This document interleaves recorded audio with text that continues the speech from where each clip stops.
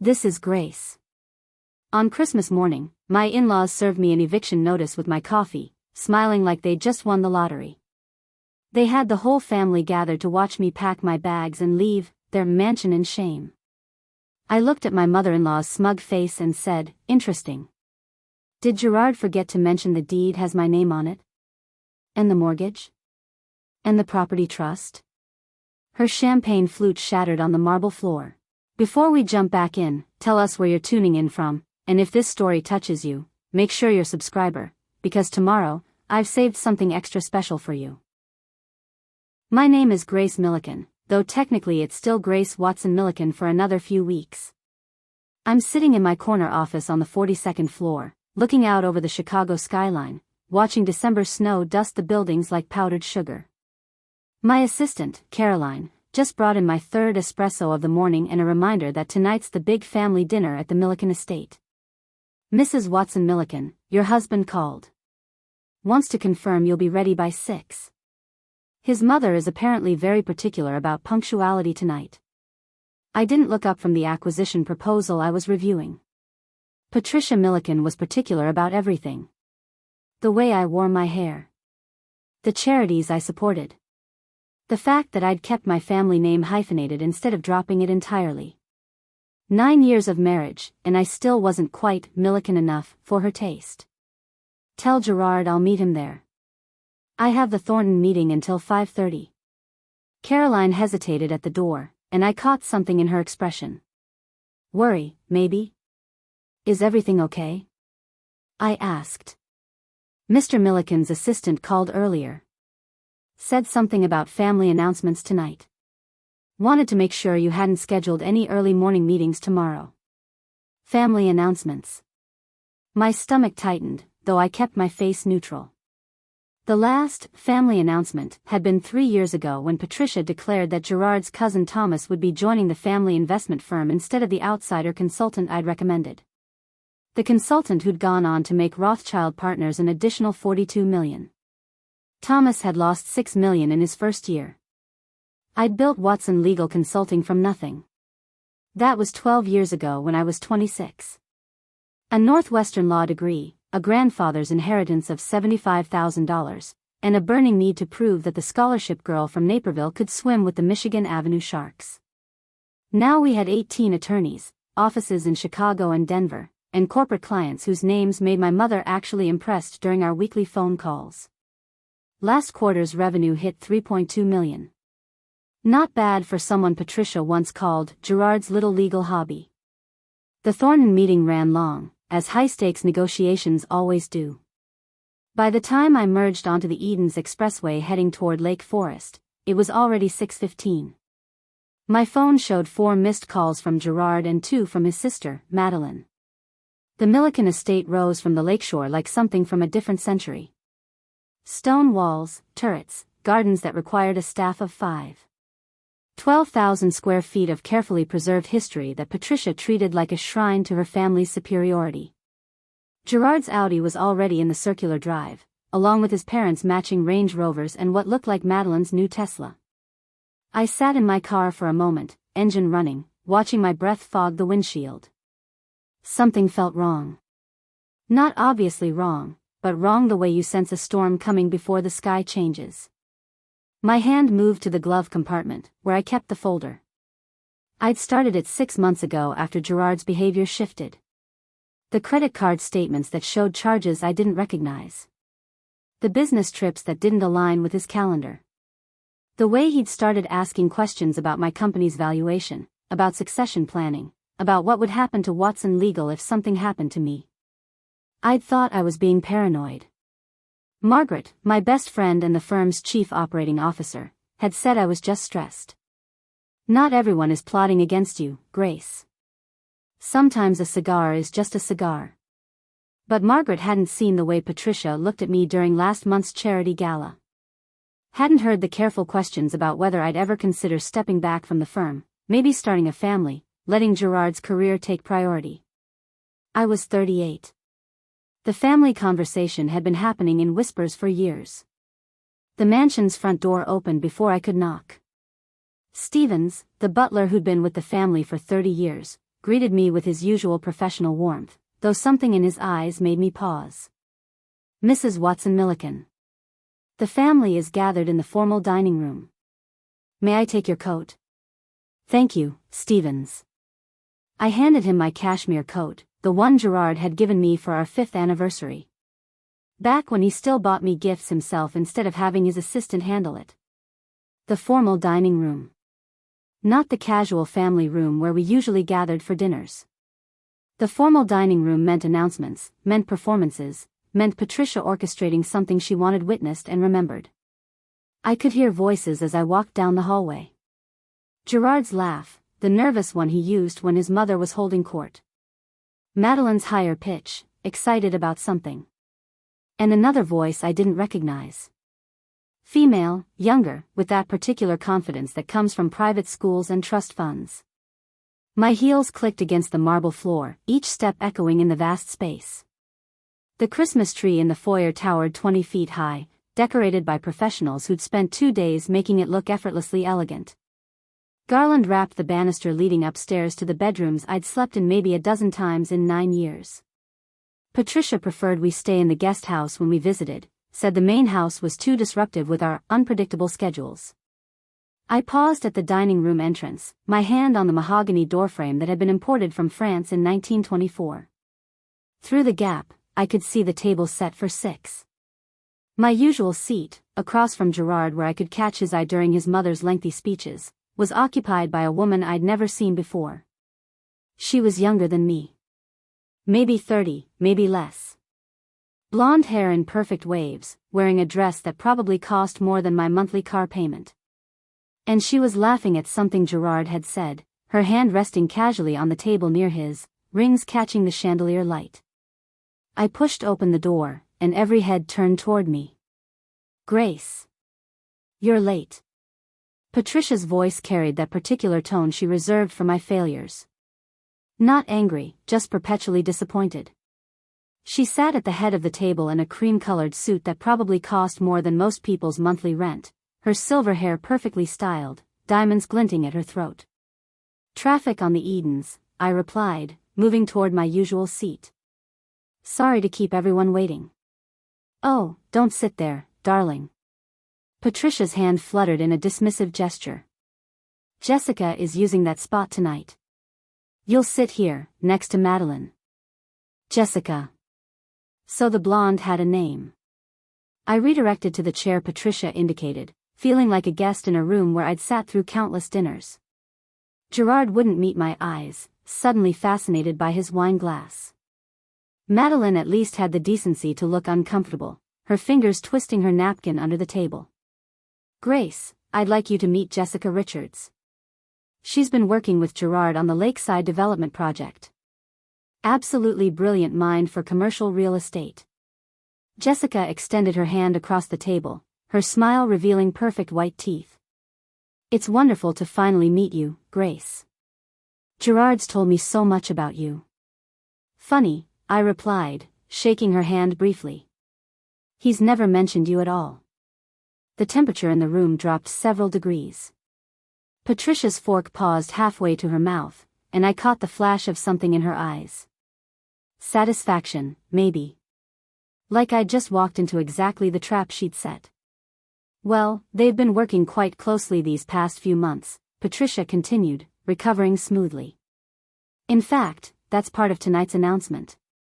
She rang the small crystal bell next to her plate, and Stevens appeared with champagne. We're celebrating several pieces of wonderful news. Gerard finally looked at me, and in that moment, I saw it. Guilt mixed with defiance, like a teenager caught doing something wrong but convinced he had good reasons. My husband of 9 years, the man who'd proposed to me on a sailboat in Lake Michigan, who'd promised we'd build something beautiful together, couldn't hold my gaze for more than 3 seconds. First, Patricia raised her glass. Jessica has agreed to join the Miliken family firm as a senior partner. Her expertise in luxury property development will be invaluable. I didn't pick up my champagne. I wasn't aware the firm was expanding. Oh, there are quite a few changes coming, Patricia announced. Which brings us to the second announcement. Gerard, darling. My husband cleared his throat, finally meeting my eyes. Preparing and narrating this story took us a lot of time, so if you are enjoying it, subscribe to our channel, it means a lot to us. Now back to the story. Grace, we need to talk about some practical matters. The firm is restructuring, and with your company doing so well, it doesn't make sense for us to maintain redundancies. Redundancies. I repeated the word like I was tasting something bitter.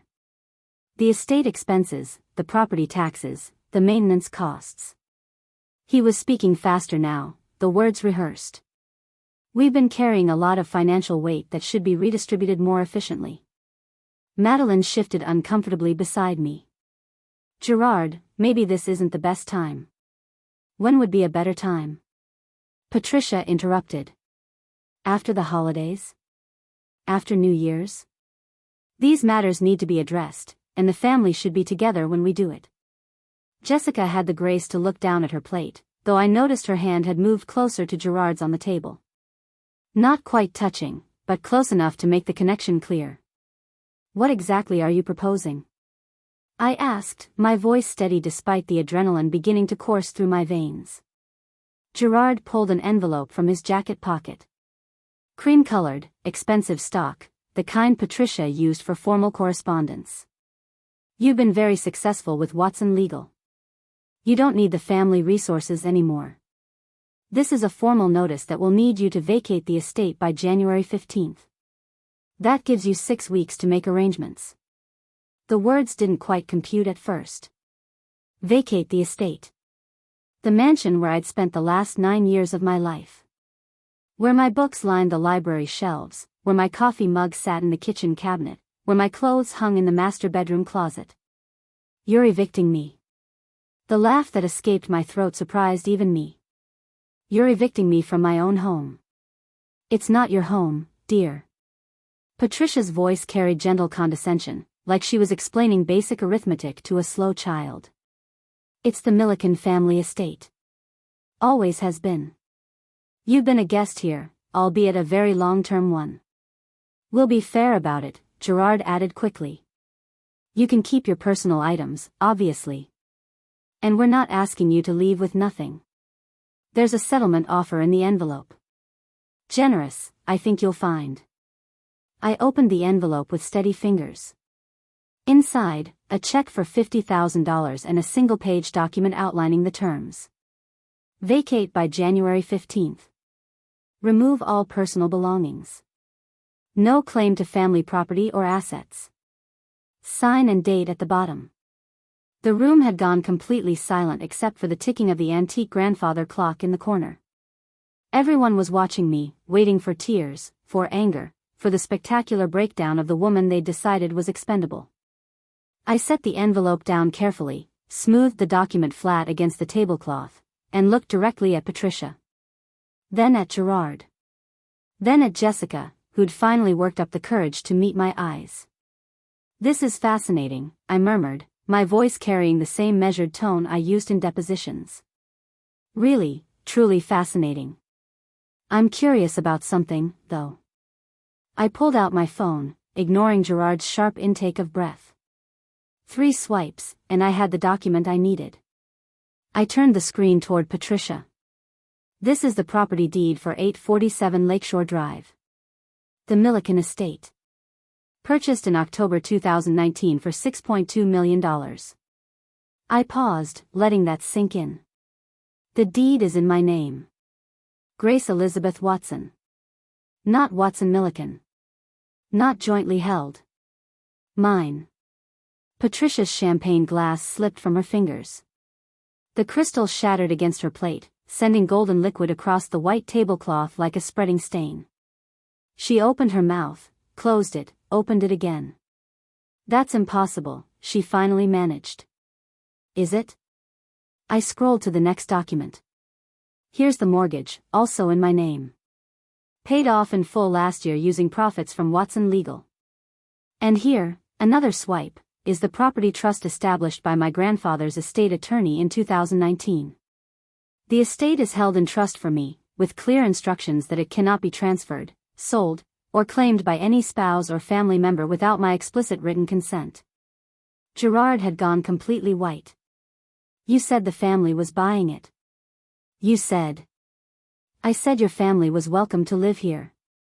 I corrected him gently. I never said they owned it. That was an assumption you all made. I stood, picking up my purse from the back of the chair. The room swam with shocked faces, but I kept my focus on Patricia, who looked like she'd aged 10 years in 30 seconds. The eviction notice is interesting, though. I'll have my attorney review it. I assume you'll be hearing from her shortly about your own living arrangements. Technically, you're all my tenants. And this is my formal notice that I'm terminating your lease. Effective immediately. I walked toward the door, my heels clicking against the marble with satisfying finality. Behind me, Patricia found her voice. You can't do this. This house has been in the Miliken family for generations. I paused at the threshold, looking back at the chaos I'd detonated with a few swipes of my phone. Actually, Mrs. Miliken, it was in foreclosure when I bought it. Your husband's debts nearly destroyed everything. I saved this house. And now I'm taking it back. They followed, of course. A parade of shocked faces and rising voices. Patricia led the charge, her composure cracking like ice over a frozen lake. You manipulative little, she stopped herself, probably remembering that Stevens was still somewhere in the house. You planned this. From the beginning, you wormed your way into this family, into my son's life, just to steal our home. I settled into my favorite chair, the burgundy leather one with the ottoman, and crossed my legs. Actually, Patricia, I bought this house to save your family from complete financial ruin. But we can discuss the details if you'd like. Gerard moved toward me. Grace, what the hell is going on? When did you buy the estate? Why didn't you tell me? October 2019. And I did tell you. I said I'd found a solution to your family's financial crisis. You were so relieved, remember? Your father's business debts were about to destroy everything. The banks were circling. You begged me to help. I pulled out my tablet from my bag. I'd learned years ago to always carry documentation, and opened the folder I'd labeled Miliken Financial Crisis 2019. The files were organized chronologically, color-coded, cross-referenced. Margaret always said I had a gift for systematic revenge. Your father, Joseph, God rest his soul, had mortgaged this property 3 times over. He'd borrowed against it to cover losses from his development company. When he died, he left your mother with $17 million in debt and properties she couldn't liquidate fast enough. I swiped through the bank statements, the foreclosure notices, the desperate letters from creditors. The estate was scheduled for auction in November 2019. Madeline sank into the chair across from me, her face pale. I remember that. Mom was having panic attacks. Gerard was meeting with bankruptcy attorneys. I offered a solution, I continued. I would purchase the property at fair market value, which was depressed due to the forced sale circumstances. $6.2 million, paid in cash from my grandfather's trust and a business loan I secured using Watson Legal as collateral. The family could continue living here. No disruption, no public humiliation, no loss of the Miliken legacy. But you never said you'd own it outright, Gerard protested. You made it sound like a family investment, like we were all. Like you were entitled to it? I interrupted. I have the emails, Gerard. Every conversation we had about the purchase. Would you like me to read them? I didn't wait for an answer. I pulled up the email thread from September 2019. From you to me, September 14th, Grace, I know this is asking a lot, but could you look into helping with the estate situation? Mom's falling apart. I'll owe you everything. My response, I'll talk to my financial advisor. This is a significant investment, but I might be able to structure something. Your reply, you're amazing. Whatever you can do. I trust you completely. Jessica, who'd been silent throughout this exchange, finally spoke up. This doesn't change anything. You still can't just throw them out of their home. Can't I? I turned my attention to her, seeing her properly for the first time. Mid-20s, probably. Beautiful in that effortless way that comes from good genes and better skincare. Confident enough to sleep with a married man but not quite bold enough to hold my gaze. And you are? Besides Gerard's obvious mistress, I mean. She flinched. Gerard stepped forward. Grace, don't. Don't what? Don't mention that my husband has been sleeping with his business partner for the past 8 months. I pulled up another folder on my tablet. The Langham Hotel, Chicago. 16 separate stays, always a suite, always charged to the company card. The Peninsula, twice. The Four Seasons, once, though that was sloppy, Gerard. That's where we had our wedding reception. Sentimental much? I stood up, pacing now, energy flooding through me. 9 years of marriage. 9 years of biting my tongue during Patricia's criticisms, of supporting Gerard's career, of playing the role of dutiful daughter-in-law while building my own empire. But let's talk about the really interesting charges. I pulled up the credit card statements I'd been studying for months. Tiffany & Company, $42,000. That's a lovely bracelet Jessica's wearing, by the way. Hermes, $12,000. I'm guessing that's the bag in the dining room? Bergdorf Goodman, $68,000 across multiple purchases. Patricia's hand moved to her throat. Those were business expenses. Client gifts. Were they? I pulled up more documentation. Because I have statements from 3 different corporate cards, all in Gerard's name, all showing the same pattern. Luxury purchases that align perfectly with Jessica's social media posts. And before you ask how I got access to these statements, Gerard added me as an authorized user to all his accounts 4 years ago.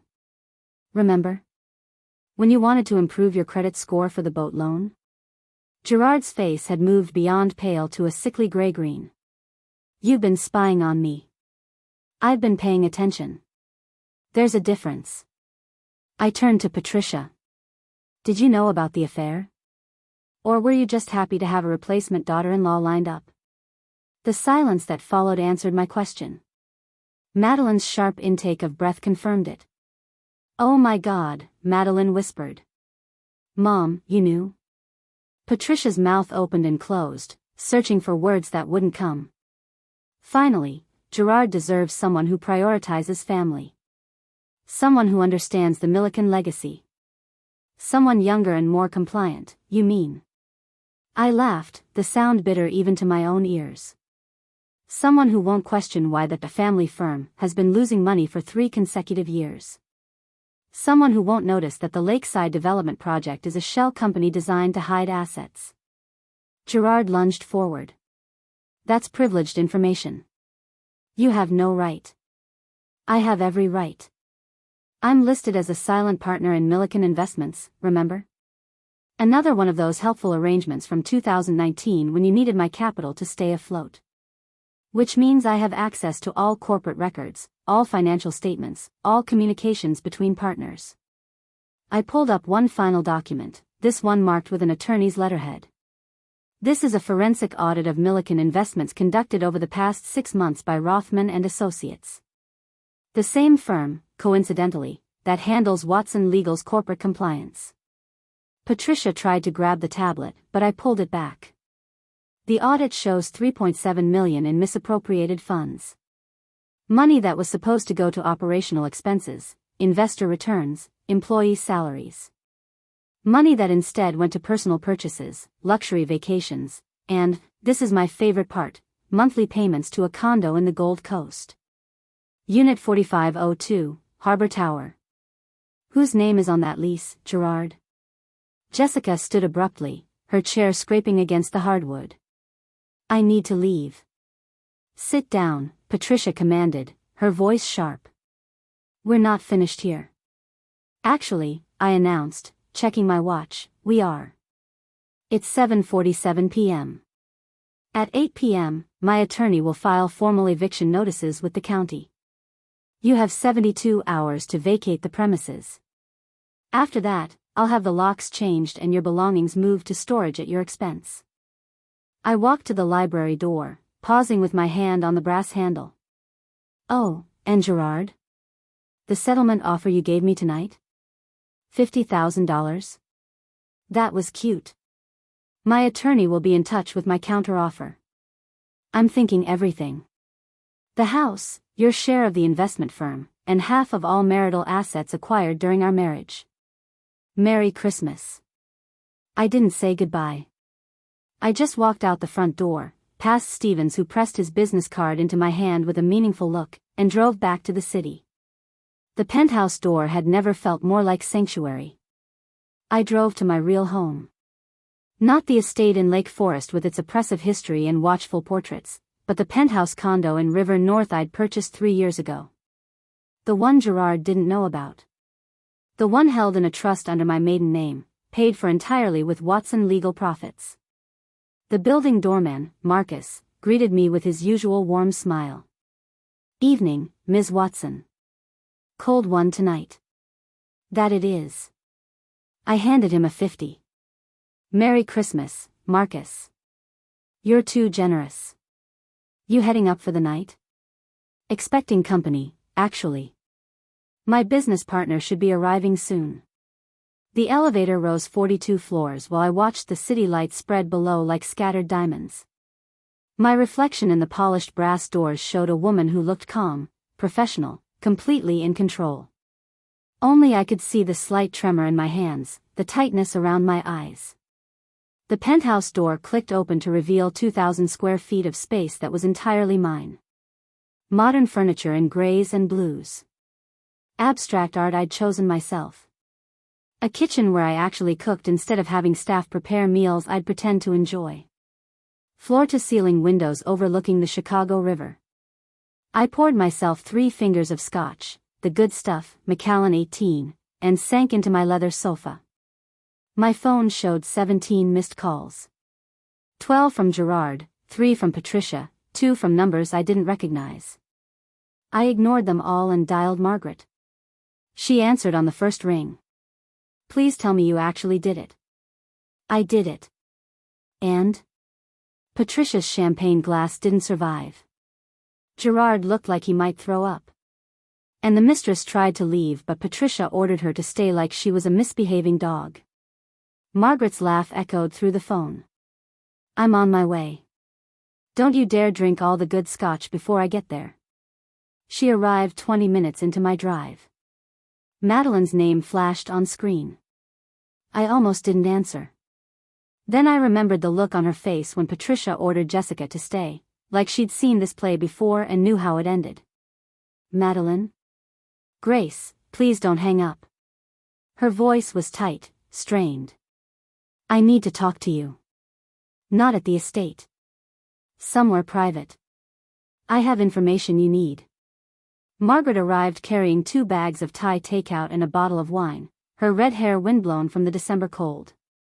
Margaret Shen had been my roommate at Northwestern, my first employee at Watson Legal, and the only person who knew every secret I'd been keeping for the past 2 years. "Madeline's coming," I told her. "She says she has information." "The sister?" "Interesting." Margaret unpacked containers of pad thai and curry while I recounted the entire dinner. The eviction notice, the property deed reveal, the credit card statements, Gerard's face when he realized I'd been documenting everything. "The forensic audit is really damning?" Margaret asked, scrolling through files on her phone. 3.7 million in questionable transactions. The auditors flagged at least 47 separate instances of what they're calling potential fraud. Personal expenses charged to the business, phantom consulting fees, inflated contractor invoices where the money circled back to Gerard's personal accounts. "And you're sure about the condo?" I pulled up the lease agreement on my laptop. Unit 4502, Harbor Tower. Leased in Jessica Richards' name, but paid for through monthly wire transfers from a Miliken Investments account labeled Vendor Relations. $4,200 a month for the past 8 months. Margaret studied the documents, her lawyer brain cataloging every detail. "This goes beyond simple adultery. If the audit holds up, we're looking at embezzlement, fraud, possibly tax evasion. Which is why I need you to do something for me." I handed her a flash drive. "Everything is on here. Copies of every document, every email, every financial record I've collected over the past 6 months. Store it somewhere safe. Not the office, not anywhere connected to Watson Legal. You think they'll come after the company? I think Patricia will do whatever it takes to protect the Miliken name. And Gerard will follow whatever his mother tells him to do, same as he always has. Madeline arrived exactly 60 minutes later, looking nothing like the polished woman from dinner. She'd changed into jeans and a Northwestern sweatshirt, my alma mater, I noticed, and her hair was pulled into a messy ponytail. No makeup, eyes red from crying. Thank you for meeting me, she murmured, sliding into the chair across from me. Margaret sat beside me, silent but watchful. You have 10 minutes. Then I'm filing a restraining order against your entire family. I deserve that. Madeline pulled a folder from her bag. I need to give you something. And I need to tell you what Mom's planning. She opened the folder to reveal documents I recognized immediately, incorporation papers for Miliken Investments from 1998. But these versions were different from the ones I'd seen. Someone had altered them. Mom has been forging corporate documents for years, Madeline said quietly. After Dad died, she found out the company was worthless. Worse than worthless, buried in debt. So she started creating false paperwork showing profitable subsidiaries, inflated asset values, fictional real estate holdings. Why are you telling me this? Because I watched her destroy my marriage. She convinced my ex-husband that I was the problem, that I was too independent, too focused on my career. She helped him hide assets during our divorce. When I found out and confronted her, she said it was for the family's good. That I needed to learn my place. Madeline's voice cracked. When you walked in tonight and I saw Jessica sitting in your chair, I knew.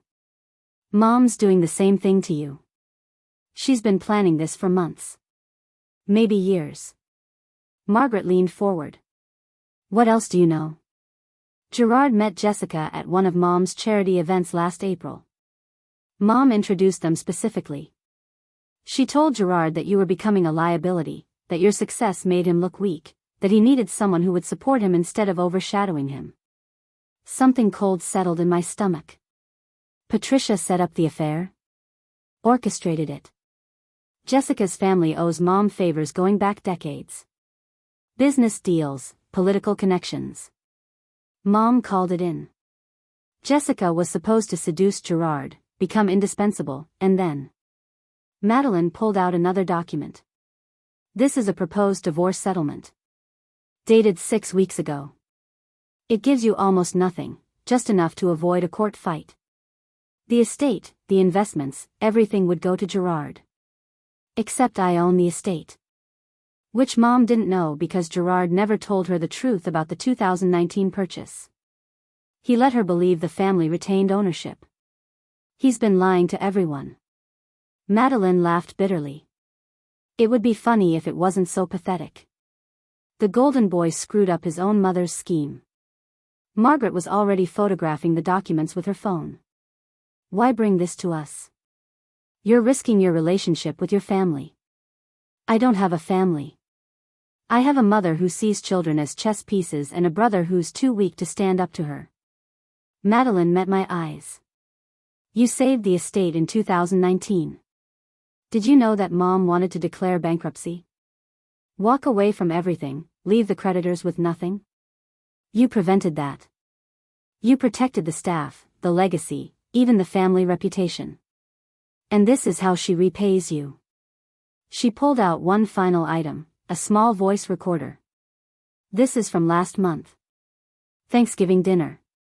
Mom and Gerard talking in the study after you left early for that client emergency. She pressed play. Patricia's voice filled the quiet penthouse. She'll fight the divorce, obviously. But we have options. The prenup gives you an out if she's committed adultery. All we need is evidence. Gerard's voice, Grace would never. Then we create evidence. Jessica knows a photographer.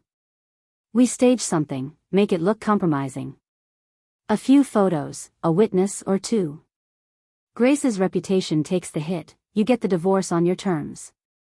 I sat back, the implications washing over me. Not just affair and betrayal. Conspiracy. Planned character assassination. They were going to frame you, Margaret said quietly. Madeline nodded. And I couldn't let that happen. Whatever else I am, I'm not that. Madeline reached into her bag again, this time pulling out a laptop. There's more. Mom doesn't know I have this. She opened the computer to reveal what looked like Patricia's email account. My eyebrows rose. How did you? She uses the same password for everything. Has for 20 years. The name of her childhood dog followed by her birth year. Duchess 1961. Not exactly high security. Madeline's fingers moved across the keyboard. I've been monitoring her emails since my divorce. Started as self-preservation, making sure she wasn't sabotaging my career. But what I found. She trailed off, clicking through folders. Margaret moved closer, her photographic memory already cataloging everything on screen. The folders were meticulously organized: legal strategy, financial restructuring, Gerard and Grace, property management, Jessica project. Jessica project? I read aloud. Madeline opened it. The first email was dated April 2023, 8 months ago. From Patricia to someone named Dr. Harrison Webb. Harrison, need to discuss Grace. She's becoming unstable, paranoid. Making wild accusations. We need options for intervention before she does something dangerous. Can we talk? My hands went cold. She's building a case that I'm mentally unstable. Keep reading, Madeline murmured. Dr. Webb's response suggested a psychiatric evaluation. Patricia's follow-up email detailed specific incidents, all completely fabricated. Me allegedly screaming at staff. Throwing objects during arguments. Making wild accusations about Gerard's fidelity. Drinking excessively at family events. None of this happened. I know. I was at most of those events. You're probably the most controlled person I've ever met. Madeline scrolled to another email thread, this one between Patricia and a lawyer named Vincent Ashford. This is where it gets worse. The emails laid out a strategy: document Grace's alleged mental decline. Obtain psychiatric evaluation supporting commitment. File for emergency guardianship during acute episode. Once guardianship established, restructure all assets to protect family interests. They were planning to have me committed. Take control of my company, my assets, everything. Margaret's face had gone hard. This is illegal on about 17 different levels. Conspiracy, fraud, possible false imprisonment if they'd actually gone through with it. Dr. Webb doesn't exist, Madeline added. I checked. The email address is real, but the medical license number in his signature? Belongs to a retired psychiatrist in Arizona who died 2 years ago. Someone's impersonating a doctor. Let me guess. Patricia has a friend who owes her a favor? Gerard's college roommate, actually. Anthony Fletcher. Failed out of medical school, works in pharmaceutical sales now. But he kept his connection to the university health system. Apparently knows someone who can generate official-looking documentation. Margaret was already on her laptop, cross-referencing names. Anthony Fletcher, age 41, currently under investigation by the Illinois Department of Financial and Professional Regulation for insurance fraud. He's been filing false claims for medications never prescribed. He's desperate, Madeline continued. Mom promised to help clear his legal troubles if he helped with the Grace situation. There's an email about it from June. She pulled it up. Patricia's message was coded but clear: your assistance with our family medical matter will be remembered when your current difficulties reach resolution. The Miliken name carries weight in certain circles. I felt sick. This wasn't just a messy divorce or a husband's affair. This was systematic destruction. They'd planned to paint me as crazy, lock me away, steal everything I'd built, and do it all under the guise of concern for my well-being. How far did they get? I asked. Madeline opened another folder. Pretty far. They have draft guardianship papers. A proposed treatment plan for a facility in Wisconsin, private, discreet, very expensive. Documentation of your alleged decline spanning 6 months. And this.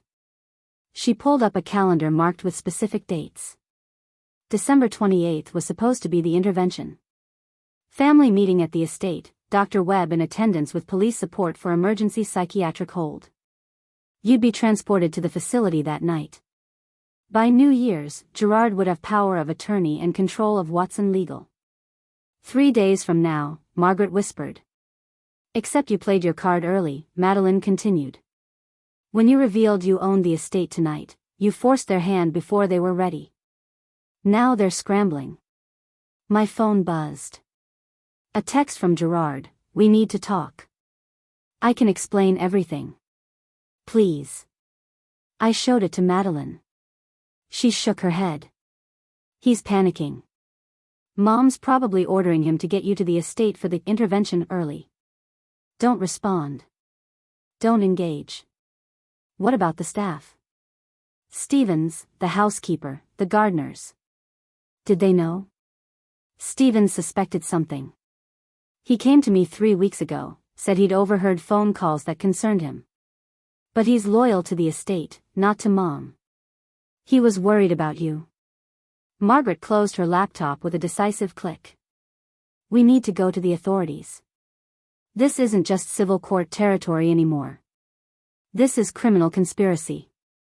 Not yet, I replied, thinking fast. If we go to the police now, Patricia will lawyer up, destroy evidence, claim it was all a misunderstanding. We need more.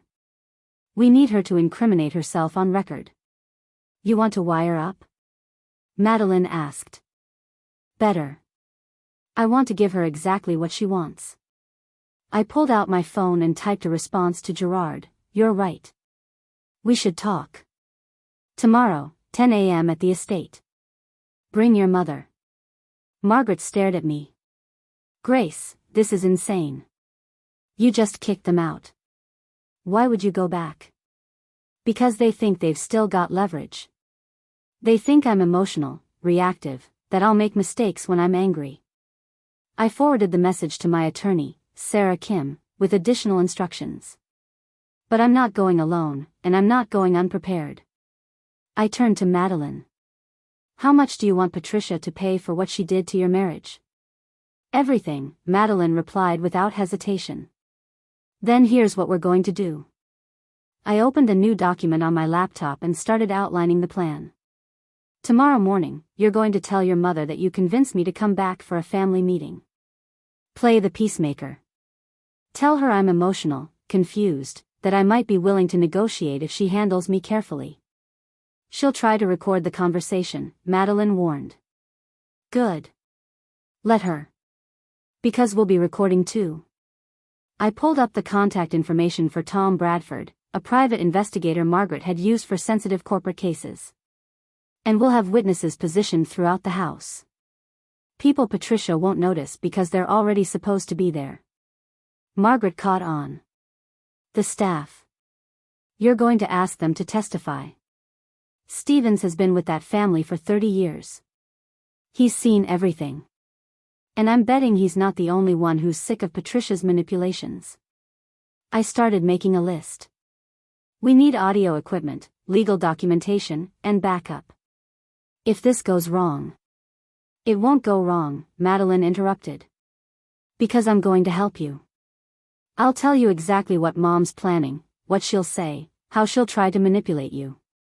I know her playbook. My phone rang. Sarah Kim, my attorney. I put her on speaker.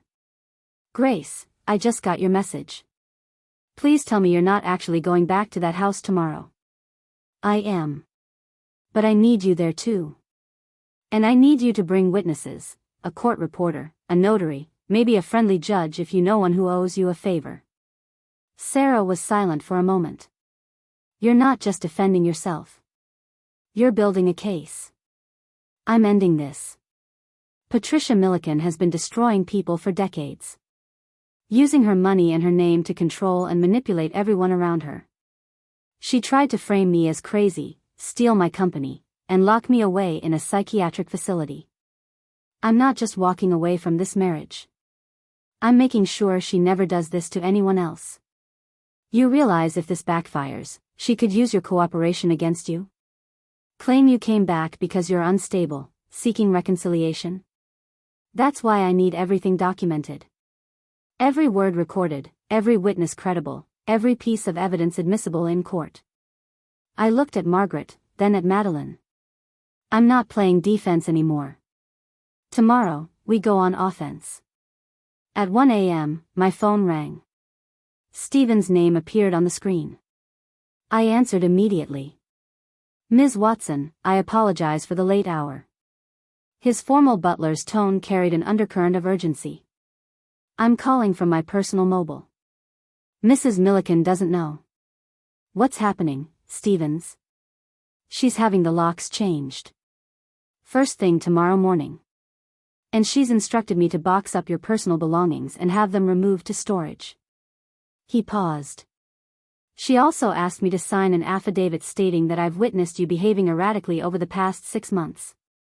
Drinking heavily, making paranoid accusations, destroying property.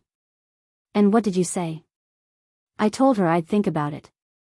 Another pause. Ms. Watson, I've served this family for 30 years. I watched Mr. Joseph Miliken destroy his business through arrogance and poor decisions. I watched Mrs. Miliken enable his worst impulses and then rewrite history to protect the family image. When you purchased this estate and saved us all from unemployment and scandal, I swore I'd never forget that kindness. Stevens, I can't ask you to risk your job. You're not asking. I'm offering. His voice strengthened. Mrs. Miliken asked me to lie under oath. That crosses a line I won't cross. If you need testimony about what really happens in this house, I'll provide it. And I'm not the only one. Who else? Maria, the head housekeeper. She's been here 18 years. Mrs. Miliken has been pressuring her to claim she found empty vodka bottles hidden in your bedroom. Maria refused. Stevens lowered his voice. And there's Thomas Chen from the gardening staff. He overheard a conversation between Mr. Gerard and Miss Richards in the greenhouse last week. Very detailed discussion about the timeline for your removal. Margaret, who'd been listening on speaker, leaned forward. Stevens, would they be willing to give statements to an attorney? I believe so. We've discussed it among ourselves. The staff at this estate has always been loyal to the property and its true owner. That's you, Ms. Watson. By 6 a.m., we'd assembled a team. Sarah Kim arrived at my penthouse with her associate, Jennifer Park, both carrying briefcases that suggested they'd worked through the night. Tom Bradford, the private investigator, came with recording equipment small enough to hide in jewelry. The latest tech, he explained, showing me what looked like an ordinary pearl necklace. Audio quality is crystal clear, 30-foot range, 8-hour battery. I'll be positioned in a van outside with a receiver. Sarah laid out documents across my dining table. I've prepared 3 sets of papers. First, a cease and desist regarding the lock changes and removal of your property. Second, a formal complaint to the Illinois Attorney Registration and Disciplinary Commission about Vincent Ashford's role in this conspiracy. Third, restraining orders against Patricia and Gerard if things escalate. What about the psychiatric hold documents? I asked. Completely illegal. Dr. Webb, or whoever's impersonating him, has committed multiple felonies. I've got a contact at the FBI who specializes in medical fraud. Sarah checked her watch. They're very interested in Anthony Fletcher's connection to this. He's already under investigation, remember? This adds conspiracy to commit fraud, possible kidnapping charges. Margaret had been on her laptop for the past hour, compiling evidence. I found something else. Patricia's been doing this for years. Not just to you or Madeline. I cross-referenced the Miliken family's social circle with news archives. She turned her screen to show a series of articles. 2007, Gerard's previous girlfriend, Claudine Ledger. Engagement broken off suddenly. She took a sabbatical for mental health treatment right after. 2012, Madeline's ex-husband's sister tried to sue the family over a business deal. She withdrew the suit after a brief psychiatric hospitalization. 2015, a woman named Harriet Stone who worked for Joseph Miliken filed a harassment complaint. 2 weeks later, she was committed to a private facility for evaluation. Jesus, Jennifer whispered. This is a pattern. It's Patricia's weapon of choice, Madeline added. She'd stayed at my penthouse overnight, sleeping on the couch, afraid to go home. When someone becomes inconvenient or threatens the family image, she questions their mental stability. It's elegant, in a twisted way. Hard to disprove, socially acceptable to discuss, and it discredits everything the person says going forward. Not anymore, I announced. Today, we flipped the script. At 8 a.m., there was a knock at my door. I checked the security camera and saw a woman I didn't recognize, late 50s, well-dressed, carrying herself with the posture of someone used to authority. Ms. Watson? My name is Dr. Evelyn Morrison. I'm a psychiatrist at Northwestern Memorial. I believe you should hear what I have to say. Sarah nodded her approval, and I let Dr. Morrison in. She declined coffee and got straight to the point. 2 weeks ago, I received a call from someone claiming to be your husband. He wanted to discuss options for a psychiatric evaluation of his wife who he claimed was experiencing a mental health crisis. She pulled out her own recording device. I record all initial consultations. What he described set off every alarm bell in my training. She played the audio. Gerard's voice, nervous but following a script. She's become paranoid, accusatory. Imagining affairs, financial impropriety. She's threatened to destroy the family. Her behavior has become increasingly erratic and possibly dangerous. Dr. Morrison stopped the recording. I told him I'd need to evaluate you personally before making any recommendations. He became agitated, said time was critical, asked if I could prepare preliminary paperwork based on his description alone. That's when I knew something was very wrong. What did you do? I contacted the American Psychiatric Association's Ethics Committee. Then I did some research. Found articles about the Miliken family, about other women who'd been conveniently diagnosed with mental health crises at opportune times. She met my eyes. I'm willing to testify that the request was inappropriate, potentially illegal, and part of what appears to be a pattern of abuse using psychiatric authority. Sarah was already typing notes. Dr. Morrison, did Gerard mention specific medications or facilities? He asked about medications that could be administered involuntarily if you became resistant to treatment. And he mentioned a facility in Wisconsin, Clearwater Springs. I called them after his visit. They have no record of receiving any legitimate referral, but one of their administrators mentioned that a Patricia Miliken sits on their board of directors. Margaret let out a low whistle. She owns part of the facility. She was going to lock Grace up in a place she controls. By 9:30 a.m., we were ready. I wore the pearl necklace Tom had given me, audio equipment hidden in plain sight. Sarah and Jennifer would arrive separately, claiming to be there to discuss property settlement. Tom would monitor from his van.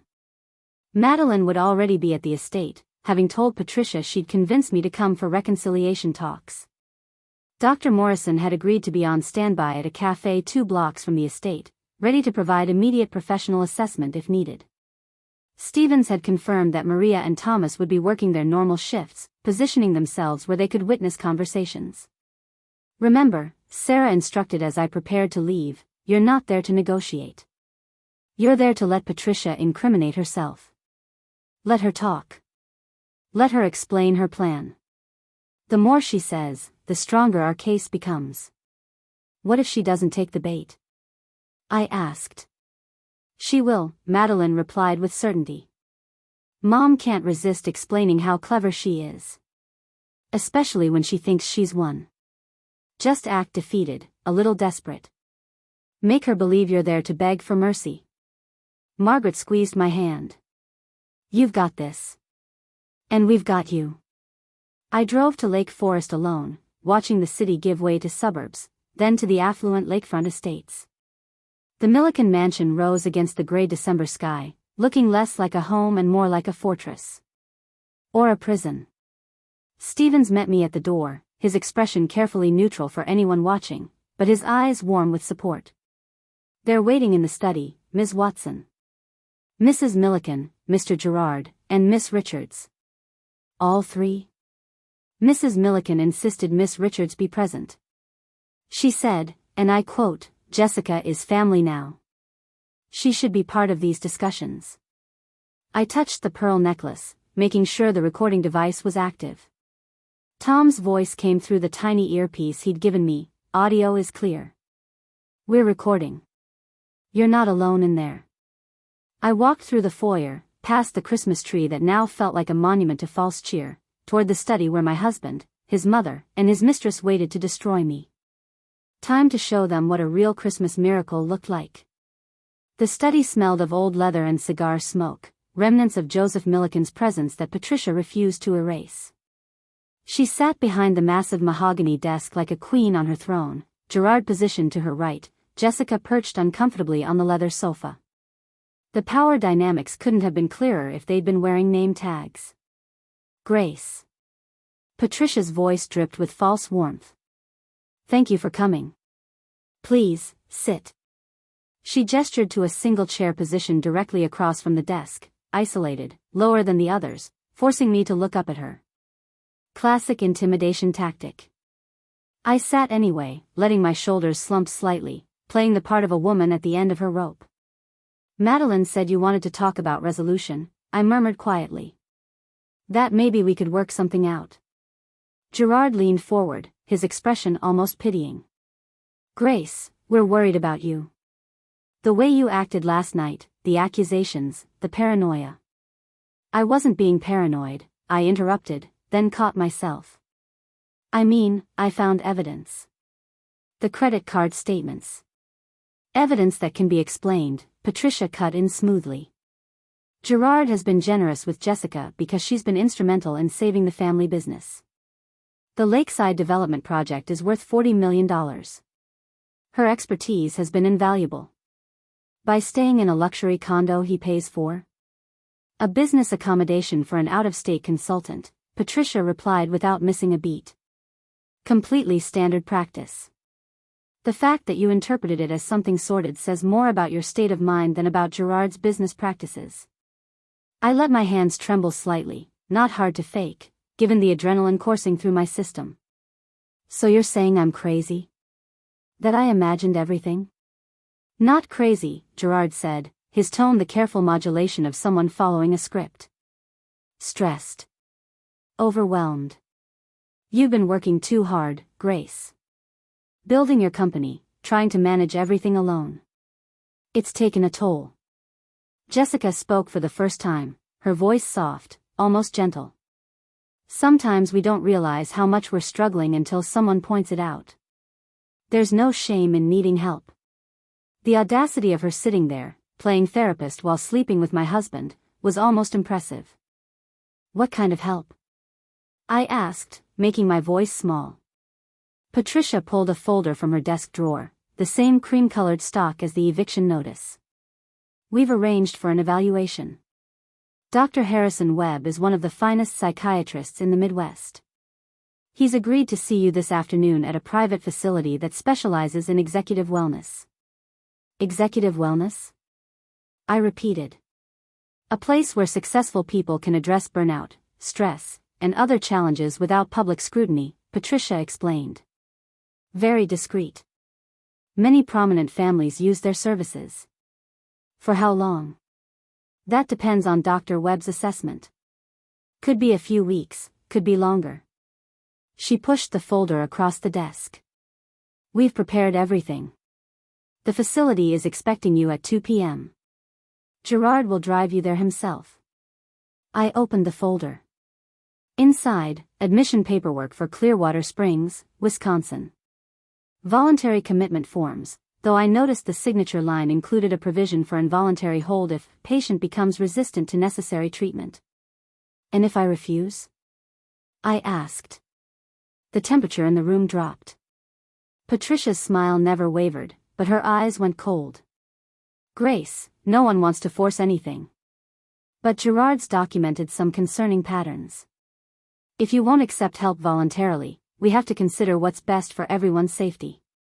Including yours. I'm not a risk to anyone. You threatened to evict your husband's family from their ancestral home, Patricia said, each word carefully enunciated. You made wild accusations of fraud and conspiracy. You've been drinking excessively. Stevens has documented empty bottles in your bedroom. That's a lie. Is it? Or is it that you don't remember? Memory issues are often an early sign of serious problems. Patricia leaned forward. Grace, we're trying to help you. But we can do this the easy way or the hard way. The choice is yours. Gerard pulled out his phone, making a show of checking the time. We should leave soon if we're going to make the 2 p.m. appointment. Traffic on I-94 can be unpredictable. I let the silence stretch, staring at the admission papers like they were a death sentence. Then, slowly, I reached for the pen Patricia had placed on top of the folder. If I do this, I said, what happens to Watson Legal? My company? We'll manage it for you, Gerard replied quickly. I have experience with corporate oversight. The firm will be in good hands until you're well enough to return. And if I'm not? Well enough, I mean. Patricia's expression softened into something almost maternal. Then we'll explore other options.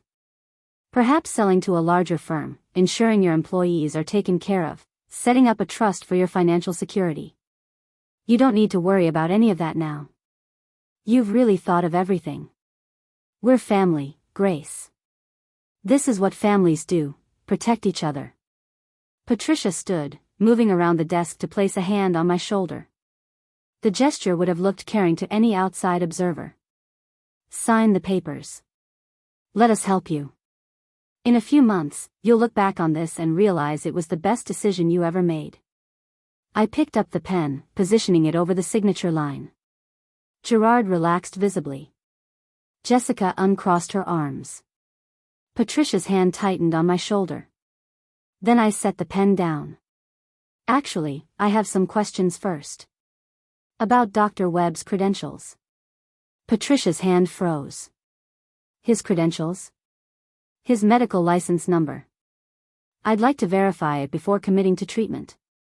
I pulled out my phone. It's right here in the paperwork. IL, Psi, 47832. Let me just check the State Medical Board database. That's not necessary, Gerard said quickly. Dr. Webb is highly recommended. By whom? Because when I searched his name yesterday, I couldn't find any Dr. Harrison Webb licensed to practice psychiatry in Illinois. I looked up from my phone. In fact, the only Harrison Webb in the database died in 2021. In Scottsdale, Arizona.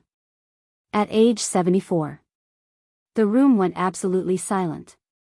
You're mistaken, Patricia insisted, but her voice had lost its warmth. You must be looking at the wrong records. Am I? Or is Dr. Webb actually Anthony Fletcher, Gerard's college roommate who failed out of medical school and is currently under investigation for insurance fraud? I stood, pulling the recording necklace from beneath my blouse and holding it where they could see it. Want to know what else I found? Emails detailing this entire conspiracy. Documentation of forged psychiatric evaluations. Evidence that you've done this before, to Claudine Ledger, to Harriet Stone, to Madeline's husband's sister. Patricia stepped back, her face draining of color. That recording won't hold up. You can't just. Actually, I can. And I have witnesses throughout this house who've been listening to every word. I smiled. But you're right that we should think about court. So let me introduce some people. I walked to the study door and opened it. Sarah Kim stood in the hallway, flanked by Jennifer Park and 2 uniformed police officers. Behind them, I could see Stevens, Maria, and Thomas. Patricia Miliken, Gerard Miliken, Sarah announced, her voice carrying legal authority. I'm Sarah Kim, attorney for Grace Watson. These officers are here to serve you with restraining orders and to investigate potential criminal conspiracy to commit fraud, unlawful imprisonment, an identity theft. Gerard shot to his feet. This is insane. We were trying to help. Help by forging medical documents? By planning to have your wife involuntarily committed to a facility where your mother sits on the board of directors? Sarah held up her tablet. We have emails, Patricia. Your emails. Including the ones discussing how to manage Grace's instability and protect family assets during her treatment. The lobby had filled with employees arriving for work, several with phones raised, recording everything. Gerard spotted the cameras and something snapped. He lunged toward me, screaming about manipulation and lies, how I'd poisoned everyone against him. The security guards looked uncertain, especially when our building's actual security team arrived. You've destroyed everything, Gerard shouted as the officers pulled him back. You think you're so clever, but I'll ruin you. No one will ever work with you again. You're nothing without the Harrington name. Jennifer from the staff called out. Actually, she built this company before she ever met you. Others murmured agreement and Gerard's face went from red to purple as the officers moved him toward the exit. He kept screaming threats about what would happen, how I'd regret this. Maria held up her phone. Already trending on social media. The internet's having a field day. Jessica had gone completely white, pressing herself into the corner of the sofa like she could disappear into the leather.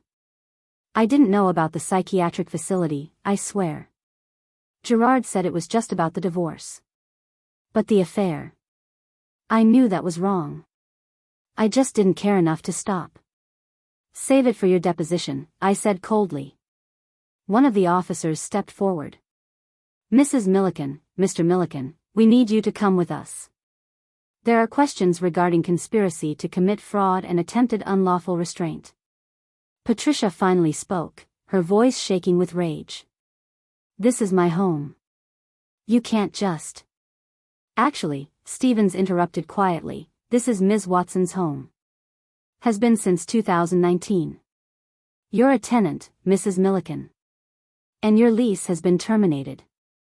The officers led them out. Patricia kept her chin high all the way to the squad car, playing the dignified matriarch even as her empire crumbled. Gerard stumbled, still protesting, still convinced he was the victim.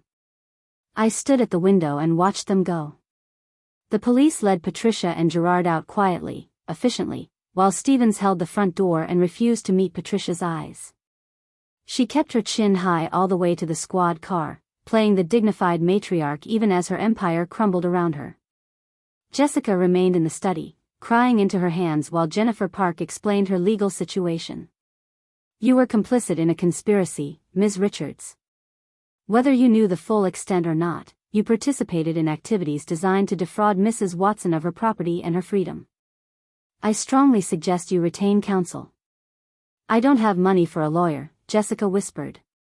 Then I suggest you cooperate fully with the investigation, Sarah replied. Tell the truth about everything, how you met Gerard, what Patricia promised you, every conversation about Grace's supposed mental state. That's your only chance at avoiding serious charges. I left them to it and walked to the kitchen, where Stevens was making tea with the careful precision of someone processing shock through routine. Maria sat at the counter, while Thomas stood by the window watching the police cars depart. Ms. Watson, Stevens murmured, pouring me a cup without asking. Earl Grey, 2 sugars, splash of cream. The way you like it. The familiarity of it, the fact that he remembered after 9 years, nearly broke me. I accepted the cup. Thank you. All of you. What you did today took courage. What we did was tell the truth, Maria said firmly. Her accent, usually soft, sharpened with emotion. Mrs. Patricia, she think we are stupid. Think we don't see, don't hear. But we clean the rooms, we serve the meals, we hear everything. Thomas nodded. I pruned roses outside the study window for 18 years. You know how many conversations I heard? How many times Mr. Joseph yelled, Mrs. Patricia schemed, Mr. Gerard lied. He met my eyes. You were the only one who ever asked my name. Who said thank you? Who noticed when my daughter graduated high school and gave her a scholarship recommendation for your university contacts? I'd forgotten about that. 2 years ago, Thomas had mentioned his daughter wanted to study environmental science. I'd made a few calls, written a letter. She'd gotten into Northwestern with a partial scholarship. Mrs. Patricia told me to lie about finding vodka bottles, Maria continued. Said she would give me bonus, $5,000, if I signed paper saying you were drunk all the time. I told her no. She said I would lose my job. Maria's chin lifted. I said okay, I lose job. But I don't lie. Not for 5,000, not for 50,000. Sarah found me in the library an hour later. The police had finished their initial sweep, collecting documents and electronics as evidence. The house felt different already, quieter, like it was exhaling after holding its breath for decades. They're both being held pending bail hearings, she reported. Patricia's already called 3 different lawyers. Gerard keeps asking for you. What does he want? To talk. To explain. The usual things people want when they realize they've destroyed everything. Sarah sat across from me. The district attorney is very interested in Patricia's pattern of behavior. They're pulling records on Claudine Ledger and Harriet Stone, seeing if those women want to press charges. This could get bigger than just what she did to you. Good. How many other women did she destroy? How many people lost years of their lives because Patricia Miliken decided they were inconvenient? We may never know the full count. Sarah pulled out her tablet. But we can make sure she doesn't destroy anyone else. Now, let's talk about your assets. The estate, your company, the marital property. We spent 2 hours going through everything. The prenup I'd insisted on 9 years ago, the one Gerard had signed so casually, never imagining he'd be on the wrong side of it, protected Watson Legal completely. The estate was mine, purchased with my money, titled in my name. The only joint assets were Gerard's investment accounts, which the forensic audit had already flagged as problematic. With the fraud charges, you have grounds to claim he used marital funds for criminal activity, Sarah explained. That gives you leverage to dissolve the marriage with full asset protection and potentially claim damages. I don't want his money. I want him gone. Understood. But we take the damages anyway and donate them.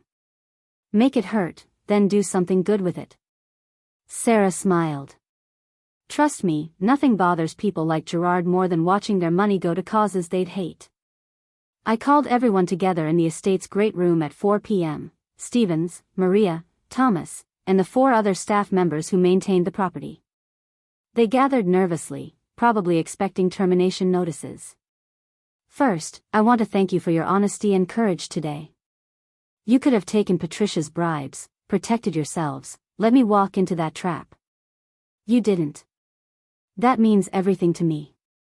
Stevens cleared his throat. We did what was right, Ms. Watson. Nothing more. It was more. Much more. I pulled out envelopes I'd prepared earlier with Margaret's help. These are new employment contracts. Effective immediately, you all work directly for me, not for the Miliken family. 20% raise across the board, full health benefits, and retirement contributions. There's also a bonus in there. Hazard pay for dealing with Patricia all these years. Thomas opened his envelope and nearly dropped it. This is $10,000. Consider it back payment for every time you had to listen to Joseph Miliken yell about his golf game or Patricia criticize your hedge trimming. You've earned it. The room erupted in shocked gratitude. Maria was crying. Stevens looked like he might join her. There's one more thing. I'm converting the guest house into permanent staff housing. Free accommodation for anyone who wants it. And the estate will have new hours, no more expectations of being available 24/7. You're employees, not servants. You get nights off, weekends, actual vacation time. What about the family? One of the housekeepers asked. Will Mr. Gerard and Mrs. Patricia be returning? No. This is my house. It always was, legally. But now it's going to feel like it too. Margaret showed up at 6 p.m. with Chinese food and updates. We sat in the kitchen, the massive, professional kitchen that had always intimidated me, eating directly from containers while she caught me up. Watson Legal is secure. I've notified all clients about the situation, assured them there's no disruption to services. If anything, the publicity is helping. 3 new potential clients reached out today. Good. She pulled up her phone. Social media is having a field day. Someone dug up photos from Patricia's charity galas and started a thread about wealthy women who use mental health stigma as a weapon. I winced. I didn't want this to become a circus. Too late. But it's not all bad. Harriet Stone came forward. Remember her? The woman from 2015? She gave an interview about what Patricia did to her. Claudine Ledger is talking to lawyers about reopening her case. You didn't just save yourself, Grace. You started something bigger. We ate in silence for a moment, the weight of that settling over us. What about Gerard? Margaret asked finally. He keeps calling. I haven't answered. Are you going to? I thought about it. 9 years of marriage. 9 years of gradually becoming smaller, quieter, less myself. No. There's nothing left to say. He made his choice when he conspired with his mother to have me locked away. You don't come back from that. Margaret raised her beer. To new beginnings. I clinked my water glass against it. To surviving intact. The next 3 weeks blurred together, depositions, document reviews, settlement negotiations. And then, suddenly, I was standing in Judge Brennan's courtroom watching 9 years of marriage end in 15 minutes. 3 weeks later, I walked into Judge Catherine Brennan's courtroom wearing a navy suit and the confidence of someone who'd already won. The divorce proceedings had been fast-tracked given the criminal charges pending against Gerard. Sarah sat beside me, her briefcase full of documentation we probably wouldn't even need. Gerard's public defender looked exhausted. His client sat at the defendant's table in a suit that had seen better days, his usual polished appearance replaced by dark circles and stubble. Patricia's high-powered attorneys had abandoned Gerard the moment they realized his case was indefensible. He was on his own. Mrs. Watson, Judge Brennan began, reviewing the settlement documents. You're requesting full dissolution of marriage, retention of all premarital assets, and damages in the amount of $2 million for intentional infliction of emotional distress. Is that correct? Yes, Your Honor. Mr. Miliken, do you contest these terms? Gerard's lawyer whispered something to him. Gerard shook his head, defeated. No, Your Honor. Very well. Judge Brennan removed her glasses. Mr. Miliken, the evidence shows a calculated conspiracy to destroy your wife's autonomy and seize her assets through fraudulent means. This goes far beyond marital discord. Divorce granted. All terms as requested by Mrs. Watson are approved. Additionally, I'm imposing a 10-year restraining order preventing Mr. Miliken or any member of his immediate family from contacting Mrs. Watson directly or indirectly. The gavel struck. 9 years of marriage ended in less than 15 minutes. Patricia's bail hearing had been 2 weeks earlier. I'd watched from the gallery as she sat in county-issued orange, her silver hair still perfect despite everything, while the prosecutor outlined the charges. Your Honor, Mrs. Miliken poses a significant flight risk. She has substantial financial resources, international connections, and has already attempted to liquidate assets since her arrest. Patricia's attorney, one of Chicago's finest, reportedly charging $1,200 an hour, argued for house arrest. My client is a 73-year-old pillar of the community with deep roots in Illinois. She's not going anywhere. Judge Martinez hadn't been impressed. Mrs. Miliken's deep roots didn't prevent her from orchestrating a conspiracy to unlawfully confine her daughter-in-law. Bail is set at $5 million, cash only, with GPS monitoring and surrender of passport. Patricia had made bail within 6 hours. Old money and older connections ensured she'd await trial from the comfort of Madeline's guest room, the estate being off-limits per my restraining order. Now, in the district attorney's office, I sat across from Sharon Walsh reviewing the criminal case timeline. We've identified 4 other victims willing to testify, Sharon explained. Claudine Ledger, Harriet Stone, Madeline's former sister-in-law Rebecca Chen, and a woman named Elaine Watson, no relation to you, who was engaged to Gerard in 2006. What happened to Elaine? Patricia had her committed to a private facility for treatment of delusional disorder. Elaine spent 6 months there before her family's lawyers got her released. By then, Gerard had married someone else. Elaine's been in therapy ever since, rebuilding her career and her life. The casual cruelty of it made me sick. How many others didn't come forward? Probably more than we'll ever know. But these 4, plus your testimony, establish a clear pattern of behavior spanning 2 decades. Sharon pulled up case files. The charges against Patricia are substantial: conspiracy to commit fraud, identity theft for using a false doctor's credentials, attempted unlawful restraint, and RICO violations. RICO? Like organized crime? She systematically used her wealth, connections, and control of a medical facility to target and destroy multiple women. RICO, the law they use against organized crime families. Patricia had been running a criminal enterprise, systematically targeting and destroying women for decades. That fits the definition. Sharon closed the laptop. Patricia Miliken is looking at 15 to 25 years in federal prison if convicted on all counts. And Gerard? As an accomplice, probably 7 to 10 years. He's trying to negotiate a plea deal, testify against his mother in exchange for reduced sentencing. Will you take it? Sharon smiled grimly. We don't need his testimony. We have emails, recordings, witnesses. Gerard has nothing to offer us except his willingness to betray his mother, which frankly isn't worth much. The Chicago Tribune's expose ran on a Sunday morning, spreading across 6 pages with the headline, "The Miliken Method: How One Wealthy Family Weaponized Mental Health to Destroy Women."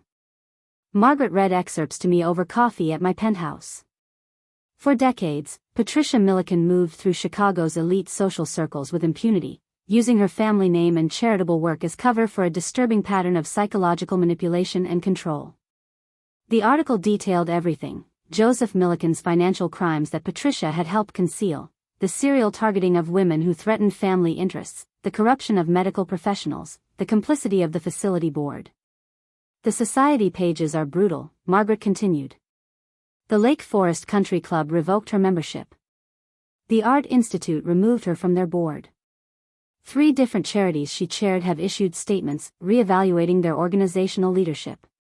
My phone buzzed with a text from Madeline. Mom's lawyers are trying to blame everything on Dad's influence, saying she was traumatized by his death and not thinking clearly.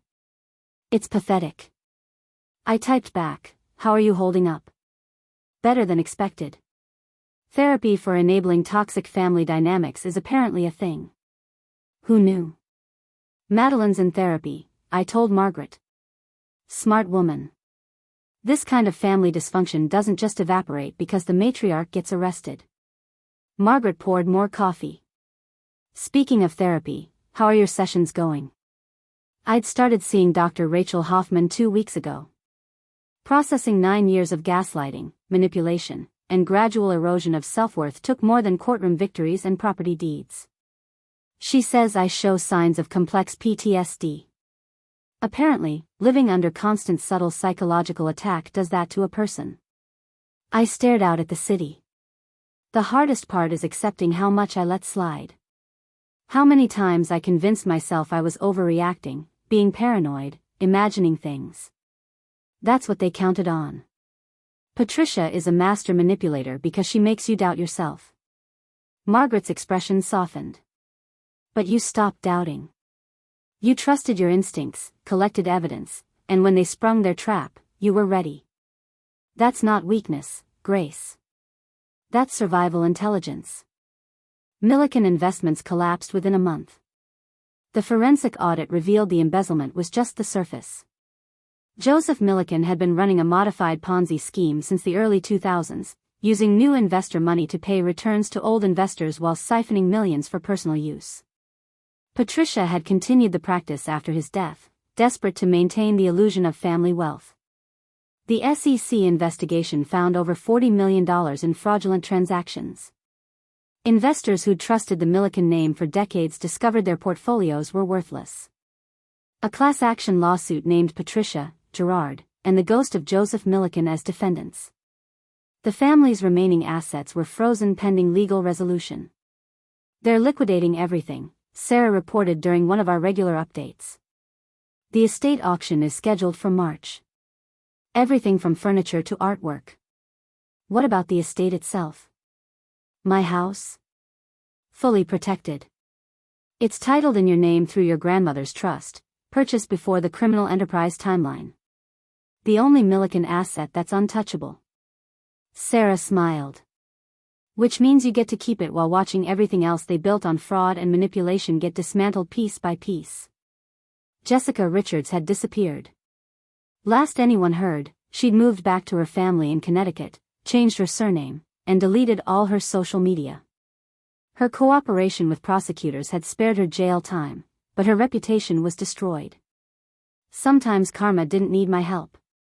6 months after that Christmas dinner, I stood in a renovated brownstone in Lincoln Park, watching workers install the final sign above the entrance, the Watson Foundation for Economic Justice. Margaret stood beside me, holding her tablet. 42 applicants so far. Women facing financial abuse, asset manipulation, coercive control through money. The foundation had been Margaret's idea, born from a late-night conversation about what to do with the $2 million in damages from Gerard. Don't just deposit it and forget it. Use it to help other women escape what you escaped. We'd structured it carefully. Free forensic accounting for women suspecting financial fraud. Legal consultation for those facing asset manipulation. Emergency funds for those who needed to leave dangerous situations immediately. Our first client closed her case yesterday, Margaret continued. Samantha Ledger. Her husband was secretly taking loans against her tech company.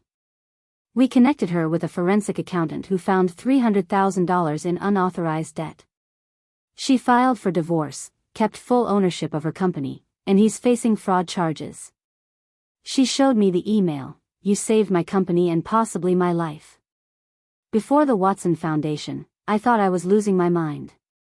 Thank you for proving I wasn't crazy, just married to a criminal. How many women are out there right now, I asked quietly, being told they're paranoid, emotional, unstable, while someone systematically destroys them? Thousands. Probably tens of thousands.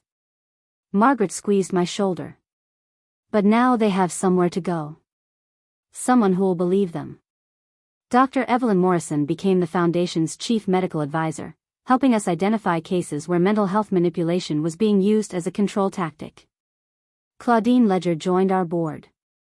She'd been Gerard's fiancée in 2007, the one Patricia had institutionalized.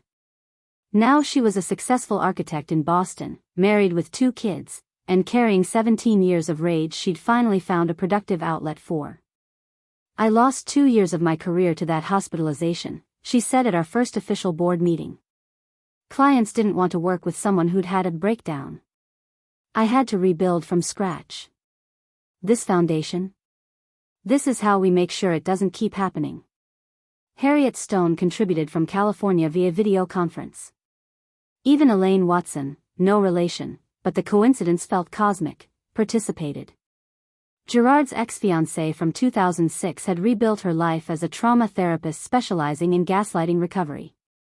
Sitting in that conference room, surrounded by women Patricia Miliken had tried to destroy, I felt something shift. We weren't victims anymore. We were architects of justice. Watson Legal Consulting underwent its own transformation. I promoted Marcus to president, Jennifer to executive vice president, and restructured the entire company around a new mission: protecting entrepreneurs from predatory partnerships and family exploitation. Our revenue had doubled. Not because we'd changed our core services, but because we'd added a layer of protection other firms didn't offer. Timothy, my assistant who'd loyally worked through the chaos, now headed a new division: corporate security and asset protection. We'd also implemented a unique policy: 20% of our services were provided pro bono to women referred by the Watson Foundation. I sold the Lake Forest estate in August. Not because I had to, but because I wanted to. The house held too many ghosts. Every room whispered with 9 years of making myself smaller. The buyer was a tech entrepreneur from California, a woman who'd built her company from nothing and wanted a Midwest headquarters with history. She offered $8.5 million. I accepted with the condition that the staff could stay if they wanted. Stevens, Maria, and Thomas all chose to remain. "It's strange," Stevens said on my last day there, helping me pack. "The house feels lighter already. Like it was holding its breath all these years." Maybe it was. Maybe we all were. I kept only a few things: my grandfather's desk, the leather chair I'd read in, some books, and the painting from the dining room, an abstract piece I'd chosen myself 7 years ago. Patricia had hated it. I'd loved it for exactly those reasons. By September, the Miliken case had sparked a national conversation. 3 states introduced legislation requiring secondary medical opinions before involuntary psychiatric holds. The American Psychiatric Association updated their ethics guidelines. I attended Patricia's trial in October, sitting in the gallery beside Madeline, Claudine, Harriet, and Elaine. We were a united front, 5 women who'd survived the same predator through different decades. The prosecution's case was overwhelming. When the verdict came, guilty on 14 of 16 counts, she didn't react. But I saw her hands shake as they led her away. Gerard had taken a plea deal, 7 years in federal prison in exchange for testimony against his mother. He'd tried to write me letters from county jail. I'd returned every one unopened. Some bridges, once burned, should stay ash. Tom Bradford called in late October. The private investigator who'd helped wire me for that final confrontation at the estate. We'd stayed in occasional contact, professional updates, case referrals for the foundation. But this call felt different. "Grace, I have a strange question. And you can absolutely say no. Go ahead. Would you have dinner with me? Not business. Just dinner. As 2 people who might enjoy each other's company." I stood at my penthouse window, phone pressed to my ear, watching boats on the Chicago River. The last time a man had asked me to dinner as a date, I'd been 29 years old and stupid enough to say yes to Gerard Miliken. I don't know if I'm ready for that. Fair enough. The offer stands whenever you are. Or never.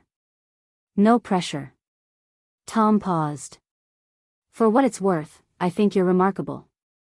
Not because you survived the Milikens, but because you turned that survival into something that helps other people. That takes a kind of courage most people don't have." We hung up, and I stared at my reflection in the window. 38 years old. Divorced. Running a successful company and a growing foundation. Scared to death of trusting another human being with anything resembling my heart. Dr. Hoffman had warned me about this in therapy. Trauma makes us protective. You built walls to survive Patricia and Gerard. The question is whether those walls are still serving you or just keeping you isolated. I called Tom back 10 minutes later. Coffee. Saturday morning. Public place. We talk for an hour and see if we can have a conversation that doesn't involve fraud, conspiracy, or criminal enterprises. His laugh was warm. Deal. Coffee turned into brunch. Brunch turned into a walk along the river walk. By the time we'd circled back to where we started, 3 hours had passed and I'd learned that Tom Bradford was funny, kind, and refreshingly uncomplicated. I was married once, he told me as we sat on a bench watching kayakers navigate the river. Divorced 12 years ago. No drama, no conspiracy, we just wanted different things. She's remarried now, lives in Denver. We exchange Christmas cards. Very civilized. That sounds fictional. Divorce without destruction? It happens. Not everyone turns relationships into warfare. He studied me carefully. You know that, right? What Gerard and Patricia did, that's not normal. Most people don't try to institutionalize their spouses or steal their companies. Intellectually, I know that. Emotionally? I shrugged. I keep waiting for the other shoe to drop. What if I promise to be aggressively uninterested in your money? Tom said. I've got my own business, my own retirement fund, my own apartment that I'm perfectly happy with. I'm not looking for someone to rescue me or fund my lifestyle. I just think you're interesting and I'd like to know you better. It was so straightforward it was almost jarring. No games. No hidden agendas. I'm going to be terrible at this. Dating. Trusting. Being vulnerable. I've spent the last 2 years building armor. Then we go slow. Coffee turns into dinner, turns into maybe a movie. No expectations, no pressure. And if at any point you decide this isn't working, we part as friends and colleagues. Tom stood, offering his hand to help me up. I'm not Gerard. I'm not trying to fix you or change you or convince you you're crazy. I'm just a guy who thinks you're worth getting to know. Over the next 2 months, Tom and I developed a careful routine. Coffee on Saturdays. Dinner every other Wednesday. Texts that were friendly but never demanding. He never asked about my finances, never suggested meeting at my penthouse, never pushed for more than I was ready to give. He's playing the long game, Margaret observed when I mentioned our 5th dinner date. Being patient, letting you set the pace. Or genuinely respectful of my boundaries. Novel concept, I know. Margaret grinned. For the record, I ran a background check. He's exactly who he says he is. Boring in the best possible way. You ran a background check on the man I'm casually dating? Someone has to protect you from yourself. But I was learning to protect myself. Dr. Hoffman called it rebuilding my internal security system, learning to trust my instincts again, to distinguish between healthy caution and trauma-induced paranoia. December arrived again, 1 year since the Christmas dinner that had detonated my marriage. The foundation was planning a small holiday gathering for clients and board members. I'd been dreading it, the memories, the anniversary, the weight of everything that had happened in 12 months. Tom noticed my anxiety over Wednesday dinner. You've been checking your phone every 3 minutes. What's wrong?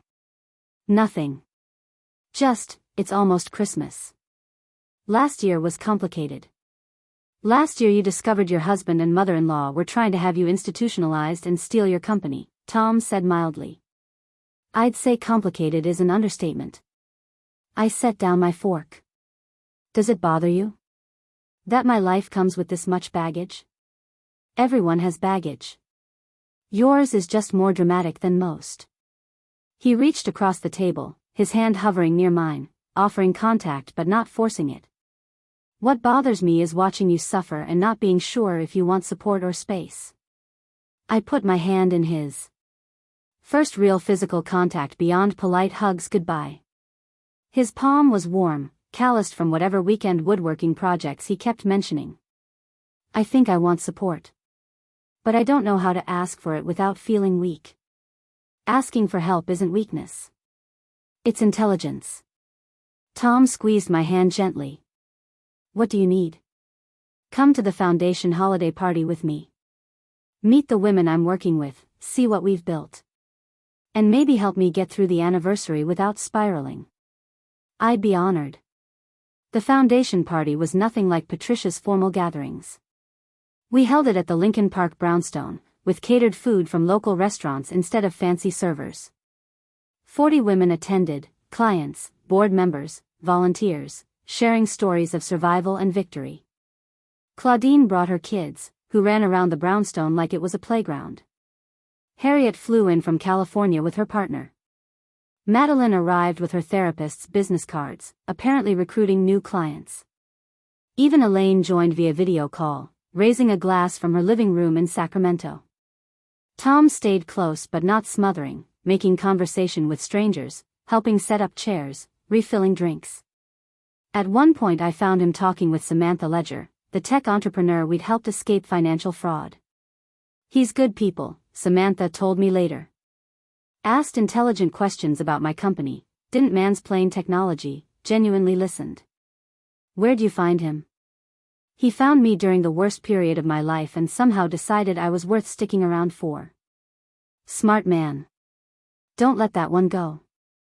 As the party wound down, Tom and I stood in the brownstones' front room, looking at the photos on the wall, before and after images of the renovation, pictures from our first client success celebration, candid shots of women laughing together. You built something amazing here. We built it. All of us. I leaned against him, testing the feeling of being supported by someone. Patricia tried to destroy me, and instead she gave me a purpose. That's very philosophical of you. Dr. Hoffman would be proud. I turned to face him. Thank you for being here. For being patient with me. For not running away when you realized how complicated my life is. Grace, Tom said seriously, I investigate white-collar crime for a living. Complicated is my specialty. And for the record, you're worth every complication. He kissed me then, gentle, respectful, asking rather than taking. And for the first time in longer than I could remember, I felt safe. Christmas morning, 1 year after Patricia served me that eviction notice. I woke up in my new townhouse in Old Town, smaller than the penthouse, cozier than the estate, mine in a way no property had ever been before. 3 bedrooms, a garden I actually maintained myself, a kitchen where I cooked instead of ordering in. Tom was already awake, making coffee in my kitchen like he'd done it 100 times before. We'd been officially together for 8 months now, taking it slow, building something that felt solid instead of performative. Merry Christmas, he murmured, handing me a mug. Your mother called. She's confirming dinner at 4 and wants to know if I'm vegetarian. What did you tell her? That I eat everything and I'm looking forward to meeting her. He kissed my forehead. Stop panicking. Mothers love me. My phone buzzed with a text from Margaret, board meeting minutes attached. Also, Merry Christmas, you workaholic. Put down the phone and enjoy your first drama-free holiday in a decade. She wasn't wrong. This Christmas was different. No formal dinners where I had to dress perfectly and say the right things. No Patricia critiquing my gift choices or Gerard checking his phone during conversations. Just me, Tom, and later, my mother flying in from her retirement community in Arizona. I have something for you, Tom said, pulling a small box from his pocket. I felt my chest tighten. Tom, if that's what I think it is. Relax. It's not a ring. He opened the box to reveal a key. It's to my apartment. I'm not asking you to move in or make any big decisions. I'm just saying that if you want to leave a toothbrush there, or show up at 2 a.m. because you can't sleep, or hang out on my couch while I grade security system proposals, you're always welcome. I took the key. A year ago, I would have seen this as a trap. A way to gain access, establish control, position himself in my life. Now I saw it for what it was, a man offering trust and asking for nothing in return. No pressure. No expectations. Just possibility. The Watson Foundation celebrated its first full year of operation with a gala at the Art Institute, the same venue where Patricia had once held court at charity events. The irony wasn't lost on anyone. 143 women had come through our doors. We'd prevented 27 fraudulent business takeovers, helped 38 women escape financially abusive marriages, provided emergency funds to 62 people who needed immediate resources to leave dangerous situations. Grace Watson, the MC announced, founder and CEO of the Watson Foundation. I took the stage wearing a red dress I'd chosen myself, not because it matched Gerard's tie or met Patricia's approval, but because I liked it. The audience was a mix of donors, clients, board members, and journalists covering the foundation's work. A year ago, I was sitting at a Christmas dinner being told I was losing my mind. That I was unstable, paranoid, unfit to manage my own life. My husband and his mother had planned to have me involuntarily committed, steal my company, and erase my autonomy completely. The room was silent. They failed. Not just because I had good lawyers or documentation, but because other women stood up when it mattered. Staff members who refused to lie. A sister-in-law who chose truth over family loyalty. Strangers who saw a pattern and spoke up. I survived because I wasn't alone. I gestured to the board members in the front row. These women, Claudine, Harriet, Elaine, Madeline, they survived the same predator I did. Some of them decades before anyone believed this kind of manipulation was real. They're the reason this foundation exists. Because we refused to let Patricia Miliken's legacy be our destruction. We made it our fuel. Applause rippled through the room. This year, we helped 143 women. Next year, we want to help 500. We want to make financial abuse and psychiatric manipulation so difficult, so risky, so publicly condemned that people like Patricia think twice before trying it. We want to be the reason someone's next victim becomes their last. The standing ovation lasted 3 minutes. Tom stood in the back of the room, grinning like I'd just won an Olympic medal. A letter arrived in February, forwarded through my attorney. Federal prison stationery, Patricia's perfect handwriting slightly shaken by age or incarceration. Grace, I've had time to think during my imprisonment. What I did was wrong. I allowed my fear of losing control to override my judgment. I hope you can find it in your heart to forgive me. Patricia. I read it twice, then showed it to Dr. Hoffman during our weekly session. How do you feel about it? Nothing. I feel nothing. I stared at the letter. Is that wrong? Shouldn't I feel angry, or vindicated, or something? Apathy is a valid response. You've processed your anger, done your healing work. Patricia's guilt or remorse or whatever this is, it's not yours to carry. She wants forgiveness so she can feel better about herself. That's what this is really about. Probably. The question is whether you want to give it to her. I thought about it for a long time. About the women Patricia had destroyed before me. About Claudine losing 2 years of her career. About Harriet changing industries entirely. About Elaine spending 6 months in a psychiatric facility for the crime of being engaged to Gerard. No. I don't forgive her. I don't hate her anymore either. I just want her to stay in prison and never hurt anyone else. That's the extent of my feelings on Patricia Miliken. I never responded to the letter. I put it in my filing cabinet in a folder labeled Closed Chapters and moved on. June brought another letter, this one from Samantha Ledger. She'd successfully IPO'd her tech company. The woman whose husband told her she was too emotional for business had just taken her company public for $200 million. Grace, I'm establishing the Ledger Watson Fund for Women Entrepreneurs. Seed funding for women starting businesses, with built-in legal and financial protection protocols. I want to make sure no one else loses what they built because someone decided to steal it. Will you join the advisory board? I said yes before even discussing it with Margaret. The fund launched in September with 12 startups in our first cohort. Young women with brilliant ideas and vulnerable positions, learning from day one to protect themselves, document everything, maintain independence. One of them, a 26-year-old named Jessica Chen, no relation to Margaret, reminded me of myself at that age. Hungry, ambitious, eager to prove herself.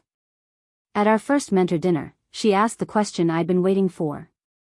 How do you trust people in business? Everyone seems like a potential threat. I thought about my journey. About building Watson Legal alone, about the Miliken marriage, about the foundation, about Tom quietly making coffee in my kitchen and never asking for anything in return. You don't trust blindly. You trust intelligently. You document. You maintain independence. You build support systems. And you remember that most people aren't Patricia Miliken. Most people are just trying to build something meaningful without destroying someone else in the process. But how do you know the difference? Time and evidence. Watch what people do, not what they say. Pay attention to whether they respect your boundaries or push against them. Notice if they celebrate your success or try to diminish it. I smiled. And get a really good lawyer on retainer before you need one. This Christmas, I hosted my townhouse filled with people I'd chosen, Margaret and her new girlfriend, Tom and his daughter from his first marriage, my mother, Madeline and her therapist, who'd apparently become more than just her therapist, Stevens, who'd retired from estate management and now volunteered at the foundation. We ate catered Italian food straight from the containers. We played board games and argued about rules. We laughed about nothing important. At one point, I looked around my living room and realized this was what family was supposed to feel like. Speech. Margaret called out, raising her wine glass. No speeches, I protested. Too bad. Your house, your rules, but it's Christmas and we're doing this. She stood anyway. 2 years ago, Grace was being served an eviction notice from her own house by people who were supposed to love her. Today, she's here, in a home that's actually hers, surrounded by people who chose to be here and who she chose in return. That's not just survival. That's victory. Everyone raised their glasses. Tom found me later in the kitchen, loading the dishwasher while everyone else argued over a game of Pictionary in the living room. You okay? I'm perfect. For the first time in my adult life, I'm exactly where I'm supposed to be. Good. Because I'm thinking of making this permanent. My hands stilled on the plate I was rinsing. Define permanent. Move in together. Merge our households. Wake up every morning to you stealing my coffee and me stealing your newspaper. He wrapped his arms around me from behind. Nothing dramatic. Just two people choosing to build a life together without contracts or conditions or ulterior motives. I leaned back against him, watching my found family through the kitchen doorway. Ask me again in 6 months. Deal. The woman who'd been served an eviction notice on Christmas morning had reclaimed more than a mansion. She'd reclaimed herself. And in doing so, she'd built something that would protect countless others from the same destruction she'd survived. Patricia Miliken would serve 15 years in federal prison. Gerard would serve 7. The Miliken name would become synonymous with corruption instead of prestige. But Grace Watson?